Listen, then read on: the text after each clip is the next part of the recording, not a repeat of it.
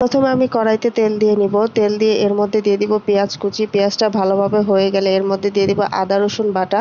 আদা রসুন বাটা দিয়ে পেঁয়াজ দিয়ে ভালো করে ভেজে নিয়ে এর মধ্যে আমি দিয়ে দিব হলুদের গুঁড়ো, জিরার গুঁড়ো 2 চামচ, মরিচের গুঁড়ো এবং স্বাদ মতো লবণ। সবগুলো উপকরণ দিয়ে আমি হালকা একটু পানি দিয়ে মশলাটাকে ভালো করে কষিয়ে নিব। তারপর আমি এই কষানো মশলার মধ্যে দিয়ে দিব শোল মাছ। শোল মাছটা আমি আগে থেকে কিছুটা কষিয়ে নিব, কষিয়ে বাটিতে তুলে নিব। এখন শোল মাছটা আমার কষানো হয়ে গেছে। এখন শোল মাছটা আমি আমার বাটিতে উঠিয়ে নিয়ে যে মশলাটা রয়েছে সেটা আবার ভালো করে কষিয়ে এর মধ্যে দিয়ে দিব সরিষা বাটা। সরিষা বাটা দিয়ে মশলাটা ভালো করে কষিয়ে দিয়ে দিব আলু। আলুটাকে একটু মাখো মাখো করে এর মধ্যে আমি কিছু পরিমাণ পানি দিয়ে দিব আলুটা সিদ্ধ হওয়ার জন্য।